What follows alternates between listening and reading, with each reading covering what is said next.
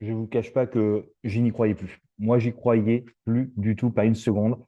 Et il faut reconnaître une chose, c'est le talent de visionnaire de Nico. Voilà, Nico qui n'est pas là aujourd'hui malheureusement car il est en congé, mais c'était le seul à croire en tout cas à cette remontada possible avec un Paris Saint-Germain qui poussait très fort sur la fin du match, mais on va y revenir juste après. En tout cas, bienvenue sur la chaîne Paris Fan. Je suis tout seul aujourd'hui parce que c'est les congés. Je n'ai pas été très présent ces derniers temps parce que beaucoup de travail. Là, je suis en vacances en lune de miel, du coup, pour tout vous dire. Et je trouve un tout petit moment voilà, pour vous faire ce débrief de Paris Saint-Germain-Tottenham qui a été, je vais vous le dire de suite, pour moi, je pense, un match où il y a eu plus de tension qu'en tout cas que la Ligue des Champions, puisque la Ligue des Champions s'est assez vite pliée côté Paris Saint-Germain. Et là, jusqu'au bout, c'était un suspense vraiment compliqué où on n'était pas sûr voilà, de pouvoir renverser la tendance avec beaucoup de choses qui sont venues perturber en tout cas cette équipe du Paris Saint-Germain qui, il y a encore une semaine, était en slip de bain à la Playa et aujourd'hui ont remporté leur troisième Coupe d'Europe, voilà, avec cette super coupe face à Tottenham, avec un Tottenham qui avait beaucoup plus de rythme parce qu'ils avaient joué pas mal de matchs, je crois 6 avant ça. Eh bien, avant de se lancer aussi dans ce débrief, je vous invite à liker cette vidéo qui nous aide beaucoup et c'est remonté dans l'algorithme de YouTube. Je vous invite aussi à partager en commentaire vos avis, vos impressions, à nous suivre aussi en vous abonnant directement. Mais le média aussi Paris Fan, c'est également une chaîne TikTok, c'est aussi un Instagram, c'est également aussi une page Facebook avec quasiment, même peut-être plus de 150 000 personnes qui nous suivent. Donc vous aussi, suivez-nous sur Facebook. Et avant de se lancer tout de suite dans ce débrief, on embrasse Nico qui avait su être visionnaire sur cette victoire du Paris Saint-Germain. Alors, comme on le disait avant, la période était quand même compliquée. On a eu Paris Saint-Germain qui est revenu une semaine avant de vacances, qui ont eu quelques entraînements et en plus qui ont eu quelques entraînements pas évidents avec le cas Chevalier Donnarumma. Je n'ai pas été là dans les vidéos précédentes, alors je ne vais pas trop m'étendre dessus, mais pour vous donner moi mon avis assez simple, c'est que Donnarumma a eu un contrat qui lui a été proposé il y a quelques temps. Ça a coincé au niveau, en tout cas, du contrat et il ne voulait pas le signer en l'état. Tous les joueurs du Paris Saint-Germain ont des parts variables aujourd'hui dans leur nouveau contrat. On ne peut pas faire d'exception pour des joueurs. C'est triste, mais je pense qu'il ne faut pas oublier aussi quand même, il ne faut pas que les derniers mois de Donnarumma nous fassent complètement oublier les dernières saisons qu'il a pu faire aussi. C'est un gardien que j'ai toujours défendu. Voilà, je pense que Gloubi dans les commentaires ne saura qu'apprécier ça. Mais en tout cas, voilà, que j'ai toujours défendu, voilà, c'était quand même un bon gardien. Il ne faut pas dire le contraire, mais je suis ravi de voir Chevalier arriver en tout cas, car c'est une personne que j'ai pu rencontrer, que j'apprécie énormément, qui est une vraie belle personne, qui est un vrai professionnel et qui, je suis content. Je suis content qu'il ait réussi son match hier parce que c'était pas évident. Et puis, on va y revenir rapidement dessus après. Mais dans un contexte avec une pression colossale, tu arrives en tant que nouveau gardien titulaire. La veille, tu as une communication du clan Donnarumma qui est sortie lors de la veille du match, que je trouve le timing pas terrible. C'est bien de le faire, mais peut-être pas la veille voilà, où l'équipe dans laquelle tu fais encore partie va jouer un match décisif. C'était pas le moment d'en rajouter. Voilà. En tout cas, Donnarumma, merci. Parce que ça. Alors, ouais, j'ai beaucoup vu aussi que c'était le joueur qui nous ramène en Ligue des Champions. Enfin, en finale de Ligue des Champions qui nous l'a fait gagner. Il ne faut pas oublier qu'une équipe de foot, c'est 11 joueurs. Donc, pour moi, c'est une équipe qui a fait, voilà, qui a permis, en tout cas, de gagner cette Ligue des Champions. C'est pas un seul joueur. Donc, il a été un des acteurs principaux, mais comme un acteur principal, de la réussite de la campagne de l'année dernière, comme tous les autres joueurs qui y ont pris part et qui ont participé. Voilà. Maintenant, pour revenir à ce match-là, ben, match compliqué à Paris Saint-Germain. Il y a encore une semaine qui était en congé, quelques entraînements dans les pattes. Tous les joueurs n'étaient pas disponibles. Je pense notamment à João Neves qui a été suspendu. Donc ça a été une grosse surprise récemment. Et quand on connaît sa débauche d'énergie, on peut se dire qu'il nous a manqué au milieu de terrain. Un 11 de départ que je n'avais pas vu venir comme ça. Moi, j'aurais plutôt vu Doué en attaque côté droit, voir à gauche et un Barcola que j'aurais vu en tout cas remplaçant pour voilà, donner du rythme à la 60e. C'est pas ce qui s'est passé. Donc, c'est vrai que là, on a eu un 11 de départ assez surprise. Voilà. Donc, je pense qu'on a été étonné de ne pas voir Fabien Ruiz. On a été étonné aussi de voir Doué dans ce milieu de terrain. Enfin, surpris. Oui et non, mais on sait qu'avec Luis Enrique, on peut en avoir. Mais là, c'était pas ce que j'avais vu personnellement, en tout cas. Mais eux, on peut dire que ça marche. Voilà. En tout cas, il n'y a pas de Pas trop de surprise sur la teneur du match. On savait qu'on manquait de rythme, on savait, et le staff l'avait dit hein, lui-même, hein, le staff du Paris Saint-Germain avait dit voilà, on est bien sûr que non, on ne sera pas prêt pour ce match, on ne sera pas prêt pour le match de Nantes. Et le début de saison va être assez compliqué. Et en fait, notre préparation, en vrai, elle commence maintenant et on commence une préparation de l'année 2025-2026 avec un match de Super Coupe d'Europe face à Tottenham, qui n'est pas quand même une équipe de pignouf, si je puis me permettre, qui reste une très belle équipe. Preuve en est, c'est qu'ils ont gagné cette Ligue Europa, donc c'est aussi pour ça qu'ils sont là. Donc voilà, une belle équipe de Première Ligue, en tout cas, qui a aussi la faculté d'être souvent dans de belles positions en termes de tableau de la Première Ligue. C'est pas un petit poussé. Et puis, c'est aussi une équipe qui avait effectivement beaucoup plus de rythme dans les pattes. Donc, ils arrivent avec plus d'automatisme, peut-être mieux préparés, avec voilà, beaucoup plus on va dire, de la tête, en tout cas, la tête au boulot, si je puis me permettre le terme un petit peu. Et voilà, et là où le Paris Saint-Germain, c'était pas vraiment ça, et ça s'est vu. Ça s'est clairement vu, on le savait, ça a été dur. J'ai trouvé quand même le Paris Saint-Germain moins passif que la première mi-temps face à Chelsea, où là, effectivement, il y avait quand même, voilà, il y avait quand même beaucoup de passivité, je trouve, sur cette première mi-temps face à Chelsea. Là, je l'ai trouvé moins, mais on sentait que les joueurs en pouvaient plus. Voilà. Et là où, sur ce match-là, ça a marqué un vrai tournant, c'est sur l'entrée des remplaçants, qui ont été des remplaçants souvent décriés, qui ont été pourtant clés sur ce match-là. On y reviendra juste après, mais les buts qu'on prend, c'est deux buts sur coup de pied arrêté. On sait qu'on n'est pas bon sur ces domaines-là. Donc, c'est dommage qu'on ne s'améliore pas, mais en même temps, je n'allais pas dire pas de surprise, moins de surprise. Et les buts, voilà, donc Chevalier, premier but, qui fait une super arrêt réflexe. C'est ce qu'on appelle du billard. Ça retombe dans les pattes du joueur juste en face. Il n'a plus qu'à la pousser. Peut-être qu'elle lui arrive un peu plus en hauteur ou quelque chose comme ça, il ne la remet pas aussi facilement. Voilà, avec des si, on referait le monde, effectivement, mais on peut dire que là, ce but est un but un peu casquette, ce qu'on appelle voilà, le billard, comme disait Nico, et la balle lui retombe bien dessus. Super arrêt de Chevalier qui fait de très beaux arrêts, voilà, sur ce match-là, qui fait des arrêts salvateurs, j'ai beaucoup aimé l'arrêt qu'il fait où il saute littéralement sur son côté gauche du but, où il saute littéralement sur le joueur. Où vraiment, il arrive, voilà, il se gonfle comme il peut, il saute sur le joueur qui lui fait face pour arrêter le ballon. Je trouve que cette sortie dénote beaucoup de la typologie et de la physiologie que peut être ce gardien de but, c'est-à-dire quelqu'un qui prend des risques, qui n'a pas peur d'aller au contact, qui ne va pas reculer, qui va jouer vers l'avant. Et je me dis que ça fera une très très bonne combinaison, en tout cas sur les relances avec Zabarni, qui est aussi ce profil d'attaquant qui se projette beaucoup vers l'avant. D'ailleurs, il a pris le numéro 6. Est-ce qu'il y aurait un signe sur cette dynamique, en tout cas défensive qu'on pourrait avoir avec Zabarni? Le match d'hier ne l'a pas dit, parce qu'il n'était pas dans le groupe, mais enfin, il était avec le groupe, mais il n'était pas dans le groupe pour jouer ce match, mais il le sera certainement contre Nantes dimanche prochain. Mais voilà, donc Chevalier, j'ai beaucoup aimé. Et le deuxième but qu'il prend, en fait, j'ai revu le ralenti sur l'après-match. Et en fait, c'est pas qu'il fait vraiment une faute de main, c'est que ses mains se plantent dans le gazon juste avant de voir la rattraper. Donc ses mains sont en retard. Et c'est pour ça qu'il la reprend un peu n'importe comment et que du coup, bah, ça fait but. Voilà. C'est pas vraiment juste ses mains qui sont mal positionnées. Elles se plantent dans le gazon. Du coup, il est en retard sur sa prise de balle.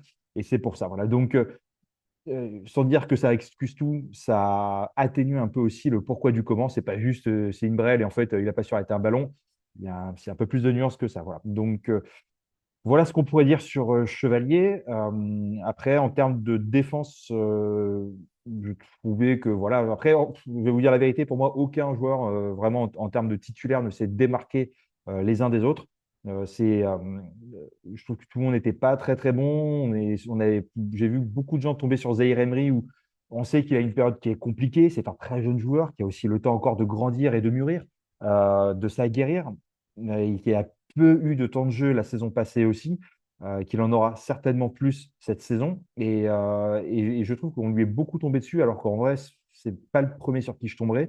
Et surtout, il n'a pas été plus mauvais que d'autres. Donc, je trouve que c'est un peu la facilité. Et souvent, quand les supporters, quand ils ont un joueur dans le nez, bah, en fait, c'est lui qui va prendre pour son grade tout le temps et en obstruant totalement en fait, les bons côtés qu'ils peuvent avoir. Voilà, Beraldo, il a pris très, très lourd sur le match contre Chelsea, mais en fait, Beraldo, il subit aussi beaucoup son époque où il était positionné en tant que latéral gauche, qui n'est absolument pas son poste de prédilection. Donc, c'est compliqué de tomber. Voilà, prenons Lewandowski, mettons-le en ailier, puis on verra s'il fait des bons matchs aussi. Quand on joue pas à son poste, c'est compliqué. Et Beraldo, qui a fait quand même de très bons matchs quand il était en défense centrale ou des bons matchs, voilà, il a rarement eu de déchets à part contre Chelsea.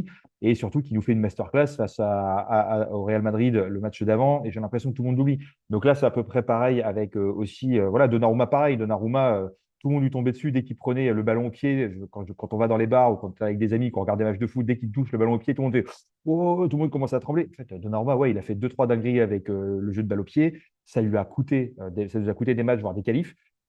Mais en fait, il n'y en a pas eu tant que ça. Donc, il faut essayer d'avoir une certaine mesure, une certaine nuance sur les choses. Et Zahir Emery n'est plus le joueur aussi brillant qu'on a pu connaître depuis ses blessures. Il en est conscient, il l'a dit lui-même. Il a dit aussi que, voilà, donc c'est pas quelqu'un qui est hors sol, qui dit non, non, mais tout va bien. Il en est conscient, il doit travailler dessus. Le coach Luis Enrique semble lui faire confiance. Il va retrouver du temps de jeu, il va retrouver de la confiance. Et encore une fois, c'est un joueur qui a, je vais pas dire de bêtises, qui a 18 ans encore aujourd'hui. Donc, il a toute sa carrière devant lui tranquillement. Voilà. Pour moi, il y a pas d'alerte du tout et tous les joueurs ne peuvent pas être des João Neves. Voilà, Vitinha, Vitinha, il explose à 23 ans ou 24 ans. Il n'explose pas à 18 ans ni à 20 ans. Donc, il faut aussi prendre un petit peu de temps par rapport à ça et il faut prendre du recul. Voilà. Et aujourd'hui, et sur cette équipe du Paris Saint-Germain, quand on voit que le MVP, c'est Ousmane Dembélé, alors, autant il fait un bon match, il fait une passe décisive, très bien. Il a été bon, il a fait un bon match, mais il n'a pas été exceptionnel. Et voilà, de se dire, en fait, dans cette physionomie du match, de dire Ousmane Dembélé est le GOAT, entre guillemets, de cette confrontation, ça montre aussi le niveau global de ce match-là. Tottenham n'a pas été non plus reluisant. Je suis désolé, on a eu, alors, je suis désolé si j'écorche le nom, mais Koudou, sur le côté, qui a été virevoltant et qui a donné du fil à retordre à Nuno Mendes, qui a été un très très bon joueur, mais personne ne s'est vraiment démarqué. Moi, je n'ai pas vu un joueur vraiment briller, en tout cas dans le 11 titulaire. Et moi, si je dois parler d'un joueur qui a brillé, pour moi, sur ce match-là, que je retiens énormément, c'est Mbaye. Ibrahim Mbaye, c'est le gars, en fait.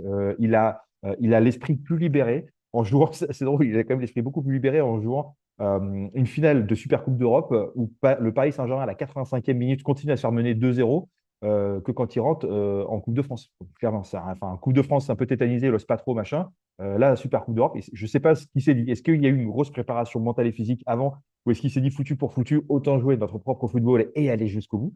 Je ne sais pas. Mais en tout cas, force est de constater que pour moi, il a été clairement sur ce match-là. Tu prends Doué et tu mets Guevara, tu prends les deux. En fait, Mbaye est encore au-dessus par rapport au niveau cumulé des deux autres joueurs. Voilà. Donc, ça fait plaisir. Maintenant, est-ce que c'est un coup d'éclat, un coup de génie qu'on a eu sur ce match-là ou est-ce que il s'est passé quelque chose? L'avenir nous le dira. Ça, on va être fixé très prochainement. En tout cas, il semble faire partie des plans de Luis Enrique parce qu'il rentre malgré tout quand même avec des remplaçants réguliers. Donc, ça reste de remplaçants. Mbaye, je crois qu'il a encore 17 ans, 16 ans. Je crois qu'il a encore 17 ans. Donc, il fait partie des jeunes joueurs.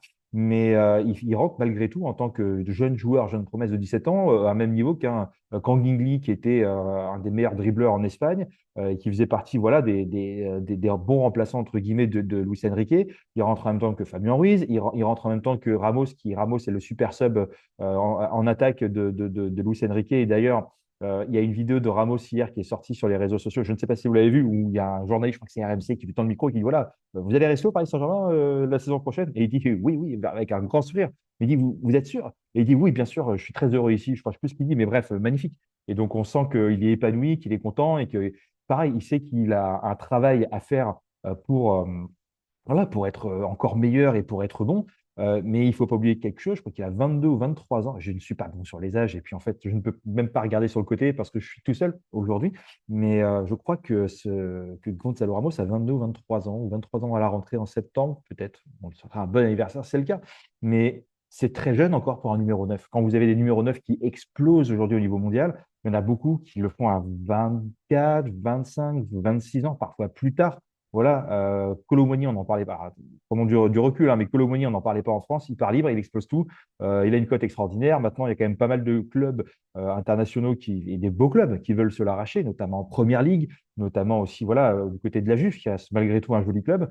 Quand vous avez Sékou Guirassy, personne n'en parlait quand il était à Rennes, si je ne dis pas de bêtises, ou très peu. Il explose tout aujourd'hui et tout le monde le veut et c'est extraordinaire, Guirassy. Bon, voilà. Donc, il faut aussi prendre un petit peu de. Voilà, il y a des postes comme ça où vous avez un prime qui est plus tard. Voilà, la défense centrale, votre prime, il va être vers 25 ans. En tant qu'avançant de votre prime, il va être autour de 25 ans aussi.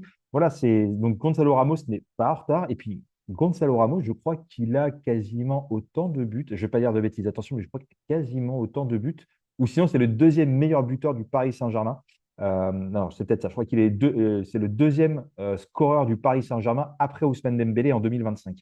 Donc, ça veut dire que vous avez Ousmane Dembélé, je crois qu'il avait mis 26 buts, Dembélé et 16 pour Ramos, c'est à peu près ça. Mais en tout cas, le deuxième meilleur buteur du Paris Saint-Germain, c'est en 2025, c'est Gonzalo Ramos, un joueur qui est remplaçant, qui rentre. Là, il est rentré, voilà, il y a 30 minutes. Voilà, il rentre 30 ou 20 minutes par match à peu près quand il a du temps de jeu. C'est rare qu'il soit titulaire et malgré tout, il plante. Et ce qui est assez drôle, c'est que quand il est titulaire, il ne plante jamais. Et quand il est remplaçant, il le marque quasiment tout le temps. En fait, quand tu vois Gonzalo Ramos qui va rentrer sur le terrain, je pense qu'aujourd'hui, mettre un billet sur Gonzalo Ramos buteur, ce n'est pas une bêtise. Voilà, aujourd'hui, à chaque fois qu'il rentre, il fait le taf, il fait le truc. Et moi, c'est un joueur que j'aime énormément. C'est un joueur qu'aime beaucoup aussi Nico. Et d'ailleurs, on a eu double surprise pour, voilà, c'est méga surprise pour Nico, parce que non seulement Nico était content hier parce qu'il avait vu juste sur sa prédiction, mais en plus, son chouchou, Kangingli, a marqué, c'est pas un but, c'est un golasso, un but comme ça, de la reprise dans le petit filet comment dire, hors surface de réparation. C'est merveilleux, c'est un très beau but, franchement, c'est super, ça relance l'équipe. Gonzalo Ramos, pleine confiance, full confiance. Il se jette de la tête, mi-hauteur, il la met comme ça, mais merveilleux. Mais on a eu un Paris Saint-Germain qui s'est transformé, quoi. Voilà. Et en fait, les entrants, le coaching a été gagnant. Et peut-être qu'on on dit le MVP, c'est Ousmane Dembélé, mais le MVP vraiment, c'est certainement Luis Enrique qui fait je ne sais pas si aujourd'hui, en termes de changement, on a eu un changement aussi gagnant dans l'histoire récente, en tout cas du Paris Saint-Germain. Donc, ils ont tous été exceptionnels. Ça a ramené un dynamisme super. Fabien Ruiz qui ramène beaucoup de jeux vers l'avant aussi. Fabien Ruiz, pareil, ou qui a été très, très critiqué au Paris Saint-Germain, qui a eu vraiment des périodes sombres, compliquées. Mais en fait, il est très, très bon dans ce registre de milieu offensif. Et c'est pour ça, je pense qu'on voyait peu de bons Fabien Ruiz dans ce Paris Saint-Germain, c'est qu'il était trop cantonné à rester bas en tant que numéro 6, où il n'était pas si mauvais dans la récupération de balles, mais et en fait, on se disait, putain, mais pourquoi est-ce qu'on a, pardon pour le gros mot, mais pourquoi est-ce qu'on n'a pas le Fabien Ruiz de l'Espagne au Paris Saint-Germain? Mais en fait, Fabien Ruiz en Espagne, c'est presque un avant-centre. C'est-à-dire qu'il est tout le temps devant, il est limite plus haut que les avant-centres ou que les attaquants en fait sur les phases de jeu offensives.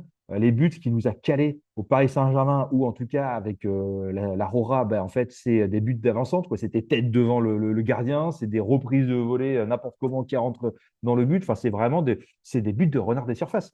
Et c'est dans ce registre-là qu'il est très bon. Voilà. Donc, le coaching a été gagnant.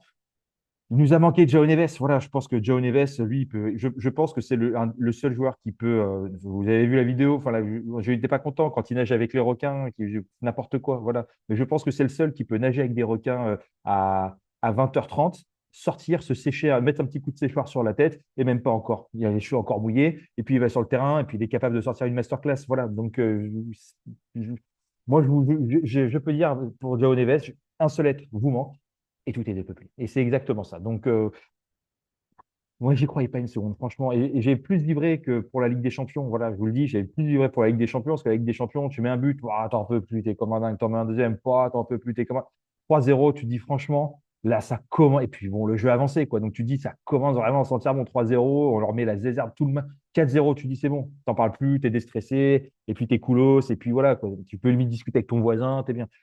Là, quand même, jusqu'à la dernière seconde, enfin voilà, et ça poussait, ça poussait, ça poussait. On sentait qu'il pouvait se passer quelque chose. Et puis, on se disait, si on met un but, jusqu'à la dernière seconde, jusqu'à la dernière seconde, quoi. Et puis après, bah, cette séance de tir au but. Alors, Vitinha qui l'a mis à côté, ça m'a fait un peu peur, parce que je me dis quand même, c'est lui notre tireur de péno numéro uno qui, voilà, et là, il la met à côté. C'est pas que le gardien la rattrape, c'est vraiment, il la met à côté. Donc, c'est chiant. Et Chevalier, voilà, Chevalier qui fait son match. Et moi, bravo à Lucas Chevalier qui a un mental d'acier. Voilà, je le disais à mon ami Samy Malgache. On embrasse tous nos amis malgaches qui nous regardent, mais c'est un vrai professionnel. C'est un mec qui est très concentré, je ne sais plus qui le disait l'autre jour dans une interview, mais qui disait, voilà, c'est un mec, en fait, qui a beaucoup de valeur, qui est très humain, qui est très gentil, qui est très calme. Voilà. Mais par contre, quand il est sur le terrain, il se transforme. C'est plus le même mec, quoi. C'est vraiment quelqu'un qui a comment dire, qui est ultra professionnel, qui dirige les choses, qui est un chef d'orchestre et qui sait mener aussi son équipe et qui sait être un leader naturel et un leader inspirant pour son équipe. Et moi, j'ai pas vu, enfin vous, je sais pas, les amis, dites-moi en commentaire, j'ai pas vu un mec qui est arrivé il y a 3 jours dans une équipe où en fait les gens ont pas envie de le voir, où il se dit non, le mec il était hyper à l'aise, il donnait des consignes, il y allait, il a montré du caractère. Et en fait, aujourd'hui, quand je vois vraiment il vient d'arriver, donc je me dis que peut-être que le mec, quand il va, voilà, quand les histoires seront un peu tassées avec le départ de Donnarumma, qu'il aura bien fait son intégration, alors une intégration qui est forcément simplifiée. Quant à Ousmane Dembélé, Barcola, Désiré Doué. Voilà, bon, il y en a sûrement d'autres, mais là, je ne les ai plus en tête. Mais bref, beaucoup de joueurs, Lucas Hernandez, il y a beaucoup de joueurs, en tout cas français, enfin, en équipe de France, en tout cas, voilà, qui étaient en espoir ou qui sont aujourd'hui en équipe 1. Là où il y a aussi, du coup, Chevalier qui se connaissent. Donc, forcément, ça aide. Et puis, c'est un joueur qui est jeune. Donc, en fait, ça ira aussi avec une autre part de jeunesse. Voilà, avec des mecs comme Nuno Mendes, avec des mecs comme João Neves, etc. Voilà, qui ont à peu près le même âge. Donc, ça va aussi aider pour cette cohésion d'équipe avec Gonzalo Ramos. Et voilà, et le groupe vit bien. Et le groupe vit bien. Et ils lui ont fait un très bel accueil. Voilà, il avait, je pense, une pression comme rarement on a pu connaître dans le football, ou en tout cas au Paris Saint-Germain quand tu arrives. Voilà, la dernière pression qu'on a vu connue comme ça, c'est un petit peu, on va dire, c'est Donnarumma qui est arrivé avec Navas. Et encore, Navas, il était encore un peu là, il se partageait encore un peu les cages. Mais voilà, là, vraiment, tu sors un mec qui a gagné la Ligue des Champions l'année d'avant, la saison d'avant, ou quelques semaines, mois juste auparavant, avec le Paris Saint-Germain, qui a vraiment fait 4 mois, ça fait 6 mois exceptionnels. C'est pas évident. Donc, tu as une grosse pression, les mecs t'attendent au tournant. Et voilà, et je pense qu'il y en a beaucoup qui commençaient à critiquer quand il se prend le premier but, qu'il se prend le deuxième. Voilà, donc après, pour les stats, c'est Issami, que j'embrasse aussi, qui me disait Chevalier se prend beaucoup de buts sur les deuxièmes frappes. Première frappe, arrêt, deuxième frappe, il n'arrête pas. Bon, après, voilà, c'est sûr que c'est moins. Quand tu t'es jeté d'un côté, c'est moins évident de te relever, d'aller de l'autre sens. Et le premier but, c'est un petit peu ça aussi. Voilà, donc il m'avait dit ça il y a quelques jours et force est de constater que c'est le premier but qu'on a vu. Mais c'est bien et il a fait un bon match. Il a quand même fait des super arrêts, voilà, des arrêts assez spectaculaires et l'arrêt qu'il fait, voilà. Et puis surtout sur les pénaltys où on se dit que Donnarumma quand même est très très fort sur cet exercice. Il ne les arrête pas tous, Chevalier, certes, hein. Mais par contre, ce qui est encourageant, c'est qu'il est quasiment à chaque fois du bon côté. Donc, je pense qu'il a une certaine prédisposition à sentir un peu d'où ça peut partir, que ce n'était pas que du hasard et qu'il en a arrêté un. Voilà, il a arrêté superbement et on a vu cette rage qu'il avait en lui. J'adore quand je le vois comme ça, avec cette rage de gagnant, d'énervement, en même temps de sérénité, de bonheur et en même temps voilà, de réussite. C'est vrai, il transpire tout ça. Voilà, voilà. Après, je suis peut-être pas objectif par rapport à cette personne-là parce que c'est comme Neves. Voilà, je crois que je suis aussi content de l'avoir dans l'effectif que Neves, c'est exceptionnel. Mais voilà, et effectivement. Donc j'espère qu'en tout cas, enfin, en tout cas, j'espère que ce match-là va l'aider à vraiment poursuivre cette bonne dynamique, en tout cas, qu'on va avoir au Paris Saint-Germain. Et on a vu un bon groupe, voilà, et même on a vu aussi l'image d'hier de Marquinhos qui enlève sa médaille qu'il a donnée à Zabarni, c'est-à-dire pour lui dire, vas-y, viens avec nous, viens célébrer. Zabarni, c'est quand même un mec qui est censé sortir Marquinhos de l'équipe. Voilà, Marquinhos qui est peut-être une des plus grandes légendes, la plus grande légende de ce Paris Saint-Germain de l'histoire. Voilà, hein, de par son parcours, de par son histoire en arrivant El Pequeño Marquinhos et pour finir El Grande, vainqueur de la Ligue des Champions avec le Paris Saint-Germain. Peut-être double vainqueur l'année prochaine avec le Paris Saint-Germain, en tout cas vainqueur de la Super Coupe d'Europe avec le Paris Saint-Germain. Voilà, donc il va remettre sa médaille à Zabarni, qui est le gars qui va lui prendre sa place à un moment donné. Si ce n'est pas la saison prochaine, ce sera celle d'après. C'est très classe. Voilà, et je trouve que ça, c'est quelqu'un qui avait une grandeur d'âme, qui était voilà, salué par tout le monde pour ça et il montre encore plus il manque encore plus voilà, de belles choses. Je me suis pris quelques notes quand même pour voir si je n'avais rien oublié, les amis, hein, dessus, mais il faut aussi quand même. Voilà, voilà. Donc, on a aussi parlé des vacances du Paris Saint-Germain où une semaine avant, on était à la plage en train de siffler des piña colada ou bien des cocktails sans alcool. Mais en tout cas, voilà. Et il ne faut pas oublier surtout que ça, c'est un fait. Mais l'autre fait aussi, c'est que le Paris Saint-Germain, l'année dernière, a joué l'ensemble des matchs qui étaient possibles cette saison. Il n'y a aucun match qu'on n'a pas joué. Voilà, on est allé en finale de la Ligue des Champions, on l'a gagné. On est allé en finale de la Coupe du Monde des clubs. On n'a pas gagné, mais on est allé en finale. On a affronté on a eu les parcours, je pense, les plus difficiles partout en Europe. C'est voilà, tu te prends, je suis désolé, toutes les équipes qu'on prend en phase de poule, je crois qu'on avait quand même une des, enfin, c'est pas des poules, mais bah, je vais peut-être éternuer. Bon, ça va. Bon, mais en tout cas, sur les phases bon, en tout cas, le début de la Ligue des Champions, on prend quand même des équipes compliquées, hein. Voilà, Gérone qui était une belle équipe la saison précédente, quand on prend aussi le Bayern, si je dis pas le Bayern, si je dis pas de bêtises. Il y a City, il y a l'Atlético. Il y a quand même beaucoup de grosses équipes qu'on s'attrape. Et après aussi, il faut quand même. Et après, bah, on se prend les favoris quasiment à chaque fois. C'est-à-dire que Arsenal était les favoris au moment où on les joue. Voilà, Liverpool était les favoris au moment où ils jouent. Voilà. Brest était quand même une belle équipe qui a fait sensation lors de cette campagne européenne aussi, je crois, et sur et l'année précédente. Donc c'était quand même aussi une belle équipe qu'il ne faut malgré tout pas sous-estimer. Je suis désolé. Aston Villa qui reste une belle équipe aussi. Il n'était pas là par hasard, donc il ne faut pas sous-estimer. Coupe du monde des clubs, bah, pareil, hein, c'est pas fini. Donc tu te prends je vais y arriver. Tu te prends du 9 à 11 en fait, face à un Bayern Munich où le match était assez chaud. Tu perds des joueurs aussi importants qui auraient pu faire du bien aussi sur le match d'après pour le Real. Donc tu vois, tu prends le Real derrière, et puis tu te reprends après Chelsea, où Chelsea ils ont 8 équipes différentes. Les mecs sont archi frais, ils n'ont pas du tout eu le même parcours européen avant, ils n'ont pas du tout eu la même qualification pour la Coupe du Monde des clubs. Et franchement, enfin, on a eu voilà, donc c'est chiant pour la Coupe du Monde des clubs parce qu'en vrai, on se dit c'est dommage. C'est vraiment le terme de c'est dommage, c'est ce match-là. Parce que si on avait joué notre football pendant les 45 premières minutes, on n'en serait pas là aujourd'hui. C'est frustrant, c'est con, voilà. Là, ça aurait été vraiment relou de reperdre encore ça parce qu'on serait dit, voilà, là, mais en fait, on est en train de se dire que, OK, ça aurait donné du grain à moudre aux autres pour se dire, en fait, non, le Paris Saint-Germain, ils ont juste eu de la chance, ils ont juste eu une bonne phase où ils ont affronté, et je l'ai vu, hein, ils ont affronté des Real Madrid fatigués, ils ont affronté des Bayern fatigués, ils ont affronté des. En fait, toutes les équipes qu'on a affrontées, elles étaient nulles. Voilà, elles ne valent rien. Donc, c'est-à-dire qu'en fait, quand elles gagnent face à d'autres équipes, ils sont quand même nuls. Ça veut dire que quand ils sont premiers de leur championnat ou deuxième, ils sont quand même nuls. Ça veut dire que même s'ils arrivent en quart, en demi-finale des compétitions, ils sont quand même nuls. Voilà, donc Liverpool a été nul cette année. Le Real a été nul cette année. Le Bayern a été nul cette année. On prend Arsenal quand Arsenal est nul aussi. Voilà, que le Paris Saint-Germain, c'est pas terrible, mais il passe quand même. Voilà. Donc, c'est ce qu'on peut voir quand on lit les choses. C'est affligeant. Voilà. Donc, moi, j'aimerais bien, voilà, quand des équipes sont meilleures, il faut le dire. Voilà.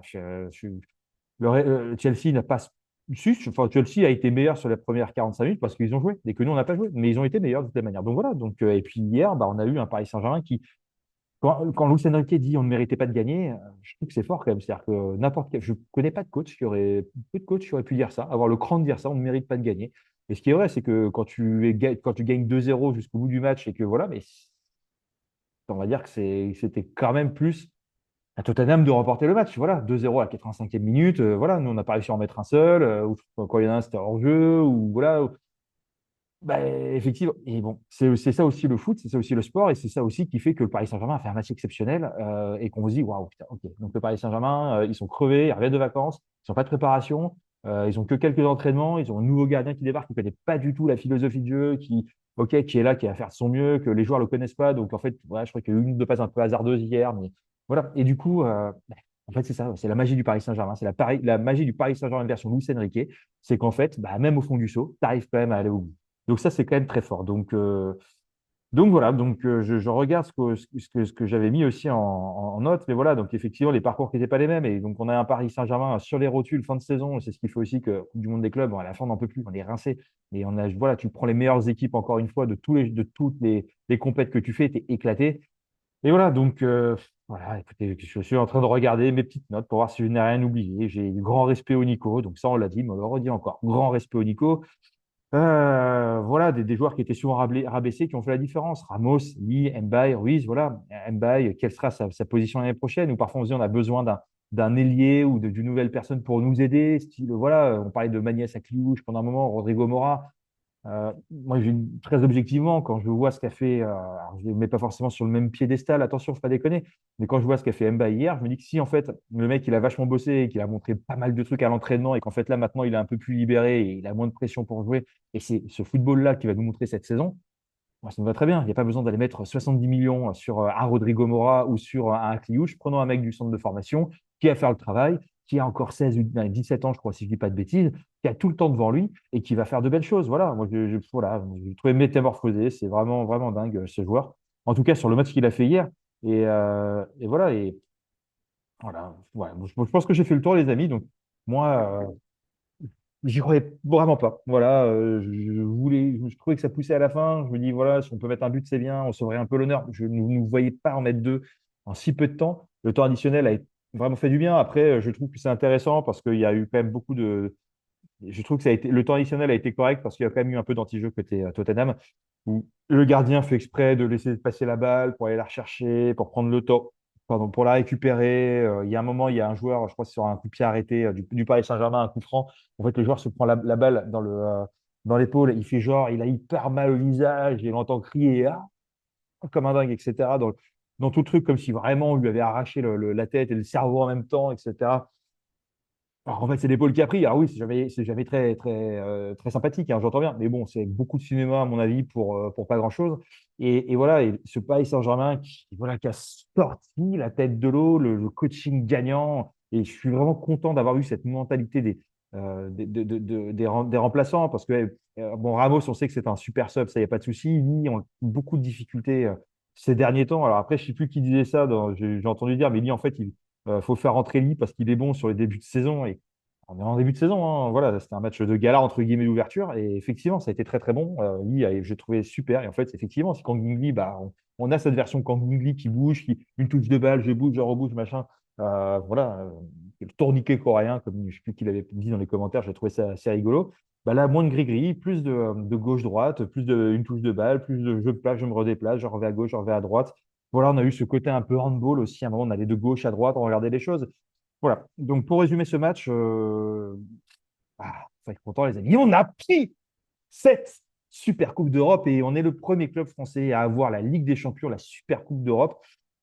Et puis l'autre, je ne me rappelle plus comment elle s'appelle et en quelle année c'était, mais la coupe des Coupes, si je ne dis pas de bêtises, voilà, dans les années 95, 96 avec le Paris Saint-Germain et ça fait plaisir. Voilà, moi j'ai vraiment vibré hier devant ma télé. J'étais content pour Chevalier. On ne pouvait pas attendre de miracle de la part du Paris Saint-Germain et c'est ça aussi que je voulais dire, c'est que ce Paris Saint-Germain il sera effectif, je pense, bon à partir d'octobre-novembre. Voilà, là, on va avoir des matchs assez compliqués. On a besoin de se mettre dedans. On n'a pas fait de prépa. On va tailler dans le dur directement. Ça va être dur. Et on dit souvent que les grands clubs, les grands clubs, on dit ça souvent ça du Real Madrid quand ils ont un début d'année un peu poussif. Alors peut-être que comme beaucoup de choses pour le Real Madrid, ça n'engage qu'eux et pas les autres mais que c'est souvent un petit peu compliqué au début de saison et qu'en fait, ces grands clubs sont bons à partir de l'hiver et c'est là qu'ils atteignent leur prime. Alors, est-ce qu'on fait partie des grands clubs aujourd'hui à l'image du Real Madrid? Est-ce qu'on aura notre prime à partir d'octobre, novembre ou peut-être décembre? Ça, on ne sait pas, mais en tout cas, ce qui est sûr, les amis, c'est qu'il faudra un petit peu de temps à ce Paris Saint-Germain pour se mettre en jambes. Le début de saison va être compliqué, mais bon, on est là, on est content. Et puis en tout cas, voilà, moi je suis ravi de pouvoir voilà, avoir pris cette coupe qui, peut-être insignifiante pour certains. Il y en a qui diront oui, mais de toute façon, on s'en fout, c'est pas très grave. Voilà, ce qui est vrai, c'est que la Coupe du Monde des clubs, on été très déçus, on l'a très vite oublié, on est passé à autre chose. Mais là, on est quand même content de pouvoir la prendre aussi. Je crois qu'il y a encore une dernière compétition, c'est face, je crois, à une équipe d'Amérique du Sud, si je dis peut-être le vainqueur de la Copa Libertadores, si je dis pas de bêtises, je ne vais pas dire de conneries, mais en tout cas en hiver prochain. Donc, généralement, ça se passe plutôt bien sur ce genre de confrontation pour les équipes, en tout cas, qui les ont gagnés en Europe, qui ont gagné la Ligue des Champions. On espère, voilà, c'est-à-dire qu'on aurait eu un seul déchet, peut-être potentiellement, ce qui serait la Coupe du Monde des clubs, où malgré tout, le déchet, on est quand même arrivé en finale. Donc, il y a des déchets pires que ça. En tout cas, voilà, les amis, moi j'ai été content. Le seul truc qu'on peut dire, c'est qu'on ne peut pas trop tomber sur les joueurs voilà, qui n'ont pas été au niveau, mais au niveau sans préparation, en revenant de vacances une semaine. Voilà, vous tous, nous tous, quand on revient de vacances, parfois, bah, on n'est pas dedans tout de suite. Il nous faut une semaine, 2 semaines, 3 semaines. On a encore un peu la tête aux vacances, on a encore un peu du mal à se remettre dedans. Bah, en fait, on est tous suivants, on est tous pareils, donc c'est un peu comme ça aussi. Voilà, et en tout cas, pour ceux qui sont en vacances, j'espère que vous passez des bonnes vacances. Pour ceux qui sont revenus, j'espère que bah, vous êtes arrivés, comme le Paris Saint-Germain, vous remettre facilement dedans, voilà, et que vous êtes heureux en tout cas de pouvoir avoir eu cette Super Coupe d'Europe, cette première Super Coupe d'Europe pour un championnat ou pour un club français, pardon. En tout cas, c'était un plaisir d'avoir été vous. On embrasse tous les gens de Paris Fan. On embrasse Nico, on embrasse Vika, on embrasse Arthur, on embrasse Arwin, on embrasse Nola, on embrasse tout le monde, tout le monde, tout le monde. Et puis, merci à vous de nous suivre. Merci à vous d'être de plus en plus nombreux. Merci au Paris Saint-Germain de nous faire vibrer, de nous avoir fait vibrer. Voilà. Et spécial dédicace à mon petit chouchou, nouveau petit chouchou, Lucas Chevalier, que j'apprécie beaucoup. Et on se dit à très vite.